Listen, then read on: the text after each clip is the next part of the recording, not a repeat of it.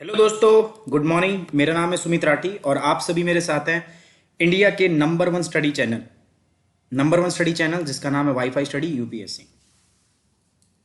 दोस्तों, सुबह 5 बजे का टाइम है। 5 बजे जो होता है मॉर्निंग करंट अफेयर क्विज करते हैं। हम 5 क्वेश्चन करते हैं which are totally based on the current affair, जो बहुत रिलेवेंट है आपके एग्जाम पॉइंट ऑफ व्यू से। तो देखते हैं दोस्तों उसको क्या क्या चीजें हैं आज आपके पास पढ़ने के लिए। 29 फरवरी मॉर्निंग क्विज मैं लेके आया हूं आपके लिए। तो बेसिकली दोस्तों ये सारी जो चीजें हैं they are very helpful and useful for the UPSC CSC 2020। और आप इस कोड का भी इस्तेमाल कर सकते हो। देखो मैं बता चुका हूं आपको 2 ईयर अनअकैडमी सब्सक्रिप्शन आज शायद लास्ट डेट है। मे बी इसके बाद में जो आपका प्राइस है ये क्या हो सकता है आपका, ये दोस्तों रिवाइज्ड हो सकता है। आज लास्ट डेट है, सो आप जाइए, आप परचेज कर सकते हैं यार। ज्यादा से ज्यादा मैक्सिमम नंबर में आप इसको परचेज कर सकते हैं, क्योंकि मे बी इसके बाद जो प्राइस है अपना वो इंक्रीज हो सकता है। So this is a major announcement for you. First of all मैं बता दूं आपको, यूपीएससी का वैसे 2 ईयर का जो प्रोग्राम है ना, it will cost you around 80,000 rupees, 80,000 रुपए। बट यहां पर अनअकैडमी ने स्पेशल ऑफर के द्वारा इसको 52,000 रुपए किया हुआ है। और इसमें भी अगर आप कोड यूज करते हो ना सुमित 10, तो you will get 10% instant discount and this will cost you around. देखो कुछ लोगों को अब वो फोन के और स्टेट के हिसाब से डिपेंड वेरी कर रहा है। कुछ लोगों को ये 43,000 में भी मिल रहा है और कुछ को मिलेगा ये 46 में। और ये स्टेट पता नहीं क्यों वेरी कर रहा है, मुझे नहीं पता। आपके मोबाइल की वजह से वेरी कर रहा है या कुछ और प्रॉब्लम्स है, जीएसटी पीएसटी जो भी है, जो भी मिला के, तो it will cost you around 43,000। अब देखो इतना सस्ता कोर्स आपको 2 ईयर के लिए मिल रहा है। This is one time opportunity यार। और आज जो है may be 29 this is the last day, और इसके बाद प्राइस में गेट रिवाइज्ड। ऐसा नहीं है, हो सकता है मार्च में आपके लिए एक्सटेंड हो जाए, बट आप रिस्क क्यों लो? When you have one last day, go and grab this offer यार, grab this opportunity. I am telling you this is like आपको सोना मिल गया है, ठीक है। सो अनअकैडमी जो है ये आप तक पहुंच रहा है बहुत ही अफोर्डेबल प्राइस के अंदर दोस्तों। सो मैं आपको पर्सनली सजेस्ट करूंगा, गो एंड ग्रैब दिस। आज का देखते हैं पहला सवाल दोस्तों। पहला सवाल जो है this is from the IPC section 144। ये क्या बोलता है देखो, धारा 144 के संबंध में कुछ बातें दी गई हैं, आप इसके बारे में समझो और बताओ हमें। A person charge under this law, कोई भी बंदा जो है अगर उसको धारा 144 के अंदर में उस पर चार्ज लगा दिया गया, then that person is barred by the law from the government jobs and they have to live without their passport. उसको बिना पासपोर्ट के जिंदा रहना पड़ेगा अपने, और उसको गवर्नमेंट जॉब से बाहर निकाल दे, उसको कोई गवर्नमेंट जॉब नहीं मिलेगी। बेसिकली 124 का जो धारा 124 है इसके अंदर सेडिशन लॉ आते हैं, ठीक है। Sedition is a non bailable offence. ये कह रहा है सेडिशन एक आपका गैर जमानती अपराध, इसमें आपको कोई जमानत नहीं मिलेगी। The expression disaffection in the IPC include disloyalty and all feeling of the enmity, है ना। सेडिशन मतलब आपने कोई षड्यंत्र रचा है देश के खिलाफ, नेशनल इंटरेस्ट के खिलाफ, नेशनल सिक्योरिटी के खिलाफ, और अगर आपने ऐसा किया है तो आप नॉन बिलेबल आपके लिए ऑफेंस हो जाता है वो। और इसमें डिसअफेक्शन एक वर्ड है जिसका मतलब क्या होता है कि इसमें डिसलॉयल्टी और all feeling and enmities towards the country ये सब शामिल है। Which of the above statement is और आर करेक्ट, कौन सी करेक्ट है आपकी इसमें से स्टेटमेंट। आई होप आपने क्वेश्चन को लॉक कर दिया होगा, आपको समझ में आ गया है। जल्दी से सोचिए क्या सवाल सही है, मैं आपको जवाब दे रहा हूं। ऑल ऑफ द अबव, सारे कह रहा है सारे स्टेटमेंट जो है सही है।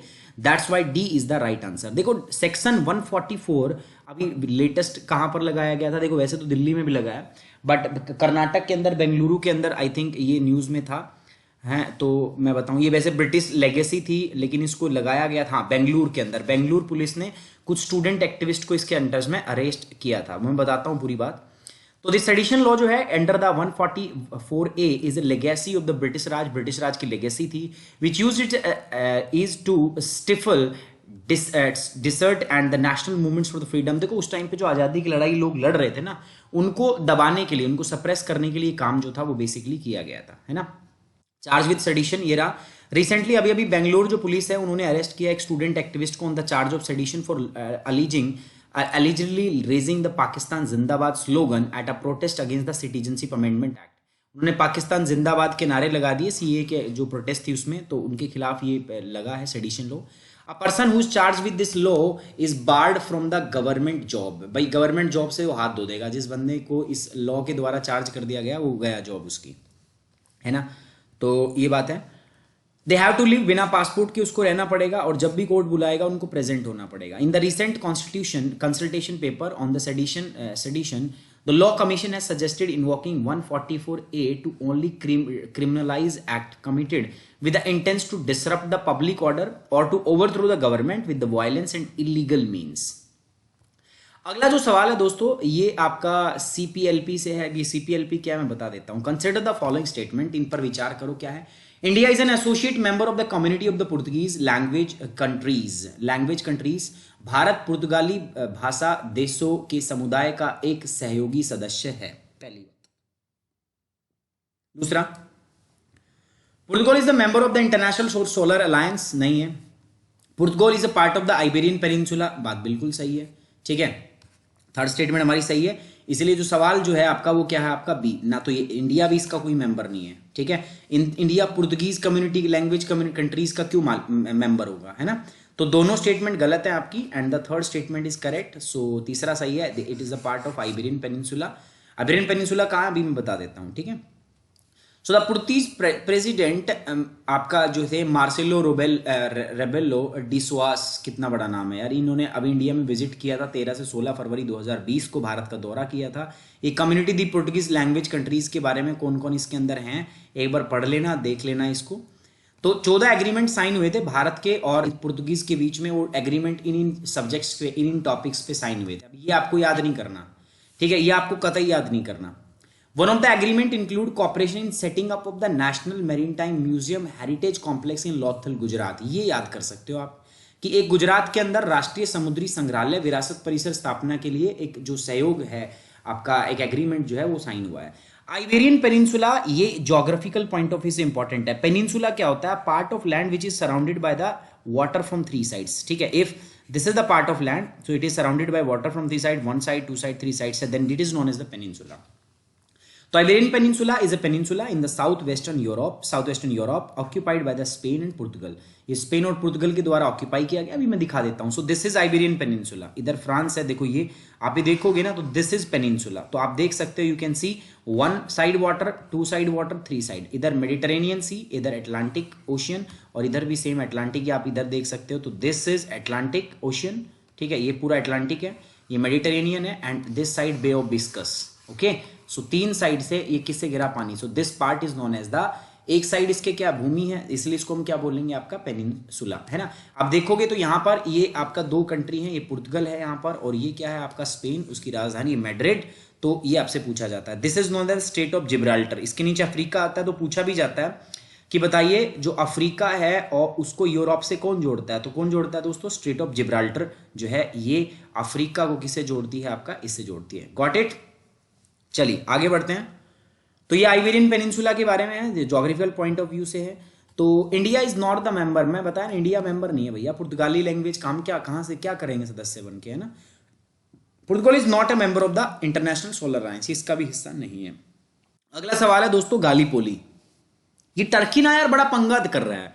अभी टर्की के प्रेसिडेंट वो गए थे उधर पाकिस्तान में, तो वो कुछ कुछ बोल के आ गए वहां पे कि कश्मीर में हालत बहुत खराब है। ऐसे ही उन्होंने एक बार यूएन के अंदर में इंडिया के खिलाफ रेजोल्यूशन लेके आए थे वो। तो इन्होंने दिमाग खराब कर रखा है हमारा, है ना। तो उसी से मैंने एक सवाल भी रख दिया कि चलो बात कर लेते हैं इनके गालीपोली के बारे में।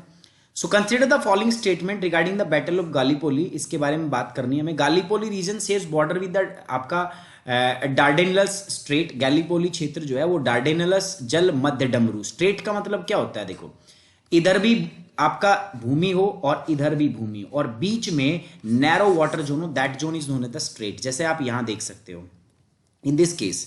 ठीक है, देखो इधर भी लैंड मास था, इधर भी लैंड मास था, बीच में नैरो वाटर एरिया था। तो जब भी ऐसा हो, इधर भी भूमि हो, इधर भी भूमि और बीच में हल्का सा पानी का एक नैरो चैनल हो, that is known as the strait. उसको हम बोलते हैं स्ट्रेट, जल मध्य डमरू बोलते हैं उसको। ठीक है, या जल संधि भी बोलते हैं। The battle of Gallipolis is related to the event of the world war two. बकवास, वर्ल्ड वॉर 1 से रिलेटेड है ये आपका। सेकंड स्टेटमेंट होगी गलत। It led the ground for national identities of Australia and New Zealand and Turkey. इसने Australia, New Zealand और तुर्की देशों के लिए पहचान के आधार जो है बेसिकली बनाए हैं। तो अगर मैं यहां से अगर आपका देखना चाहूं दोस्तों कि कौन सा जो है वो सही है, कौन सा सही है, तो इसमें देखेंगे तो जो वो करेक्ट स्टेटमेंट फाइंड आउट करना है। तो करेक्ट स्टेटमेंट फाइंड आउट क्या होगा? देखो दूसरा मैंने बता दिया गलत है क्योंकि ये नहीं है इसका। पहली बात सही है, ये गैलीपोली रीजन जो है वो आपका जो आपकी डार्डनलेस स्ट्रेट है, जल संधि है, उसके साथ बाउंड्री शेयर करता है। और तीसरा भी एकदम सही है।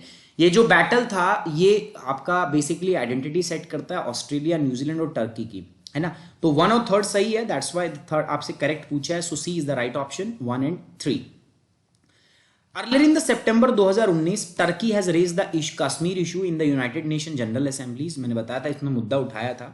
India has objected to Turkey president. उन्होंने बोला था कि यार तू जो टर्की ने क्या किया था ना, जो कश्मीर की सिचुएशन था, बोला था यार ये तो जैसे हमारे वहां पर गालीपोली में जो वर्ल्ड वॉर पे युद्ध हुआ था ना, ये सिचुएशन ऐसी है, सिमिलर है कि कश्मीर के लोग ना तो भाग सकते हैं कहीं, ठीक है, भागेंगे तो भी मरेंगे, वहां रहेंगे तो भी मरेंगे, कुछ ऐसा उन्होंने बोला था.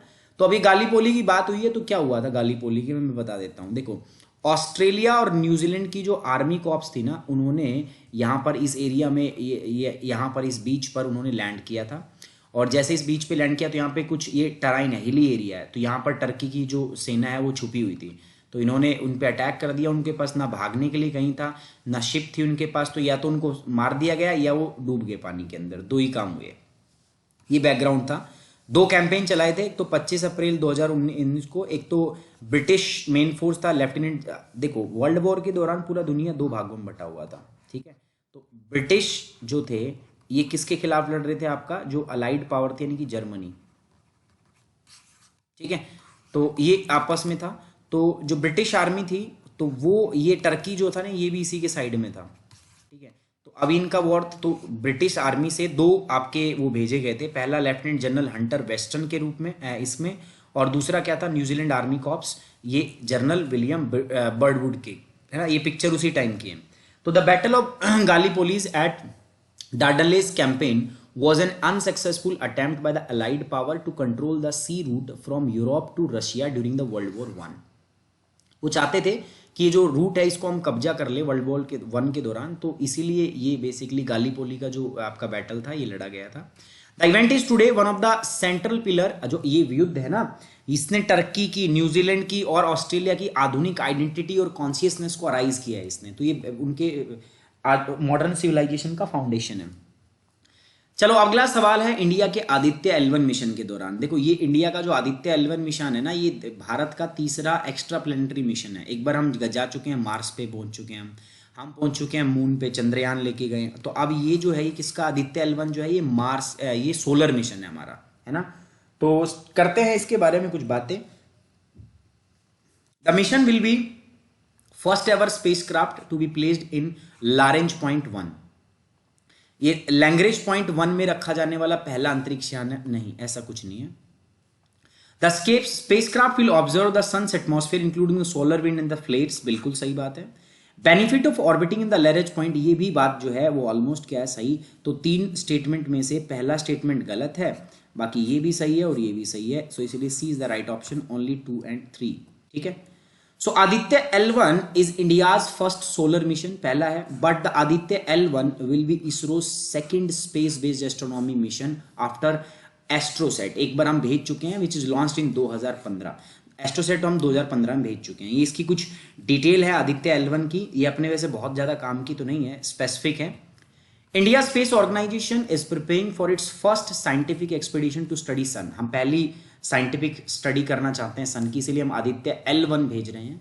It would be placed into the orbit in space known as the L1, जिसको हम बोलते हैं लैग्रेंज पॉइंट. वहां पे हम इसको रखेंगे, तो वहां से हम बहुत सारी जो इंफॉर्मेशन है वो लेंगे. और ये पेलोड है, मतलब क्या क्या उसमें जाने वाला है, उस मिशन के अंदर क्या क्या वो काम करेंगे, तो आप ये देख सकते हो पढ़ना चाहो तो. सन को हम कुछ इस प्रकार से डिस्क्राइब भी करते हैं, फोटोस्फीयर, फ्लेयर और कोरोना, 3 जोन में हम इसको बांटते हैं. किस प्रकार से किसका कितना तापमान होता है वो बताया हुआ है. L1 point is already home of solar and heliospheric observatory satellite. SOHO पहले ही वहां जा चुका है. एक इंटरनेशनल कोलैबोरेशन प्रोजेक्ट था नासा का और यूरोपियन स्पेस एजेंसी का. तो ऐसा नहीं है कि ये इंडिया का पहला प्रोजेक्ट होगा जो L1 पॉइंट के अंदर हम इसको रख रहे हैं, नहीं.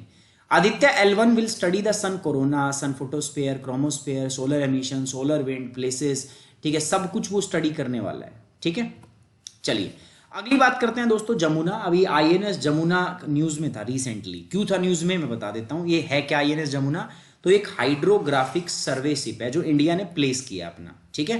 कहां प्लेस किया है, so Indian navy hydrographic ship survey ship INS Jamuna is on deployment to carry out joint hydrographic survey of the coast with Sri Lanka. Sri Lanka के साथ मिलकर ना हम हाइड्रोग्राफिक स्टडी, हाइड्रोग्राफी का मतलब क्या होता है, वाटर रिलेटेड स्टडी हम करना चाहते हैं. तो उसके लिए हमने INS जमुना को भेजा है, ठीक है. ये INS जमुना, तो ये कोलंबो में पहुंच भी गया था, ढोल बैंड बाजू से इसका स्वागत भी किया गया. और श्रीलंका से भी एक टीम आई है, तो मिलके अपन क्या करेंगे, हाइड्रोग्राफी करेंगे। ठीक है, तो ये था दोस्तों आज के करंट अफेयर से। ये मेरा इंस्टाग्राम है, आप मेरे को यहाँ फॉलो कर सकते हो। और साथ ही साथ मैं आपको बता दूं यार, देखो 2 ईयर का सब्सक्रिप्शन आप 80,000 के बजाय आप सिर्फ कितने में ले सकते हो आप, 43,000 रुपए। It's like one time offer. एक महीने का जो होता है, सॉरी 1 ईयर का जो होता है दैट इज 40,000, बट अब 2 साल का, 1 साल का, 1 ईयर का 40, 2 ईयर का आप सिर्फ 43,000 में ले सकते हो। इसके लिए आपको कुछ नहीं करना, वाईफाई ऐप डाउनलोड करनी, लर्नर ऐप, गोल में यूपीएससी, उसके बाद जाके गेट सब्सक्रिप्शन जब लेंगे तो वहां पर रेफरल कोड में यूज करना सुमित10। एक और न्यूज दे देता हूं दोस्तों, क्रेडिट कार्ड के ऊपर, ठीक है, आप लोग ईएमआई की बात कर रहे थे, क्रेडिट कार्ड के ऊपर ईएमआई फैसिलिटी आ गई है। नो कॉस्ट ईएमआई, मतलब आपसे कोई एक्स्ट्रा चार्ज नहीं किया जाएगा। नो कॉस्ट ईएमआई वहां पर बनेगी। 11 इंपॉर्टेंट बैंक्स जो हैं उनके साथ मिलकर अनअकैडमी ने ये फैसिलिटी आपको प्रोवाइड कर दी है। ईएमआई की फैसिलिटी भी मिल गई है, मतलब आप समय समय पर अपनी पेमेंट कर सकते हो, एक साथ करने की जरूरत नहीं है आपको। आपकी पेमेंट जो है वो धीरे धीरे अभी आप ईएमआई इंस्टॉलमेंट में भी दे सकते हो। So we are doing best for you दोस्तों, बस आपको तैयारी करके और ये एग्जाम जो है इसको क्रैक करना है, इस एग्जाम को क्वालिफाई करना है। Okay, so my best wishes are with you, take care, bye bye, जय हिंद।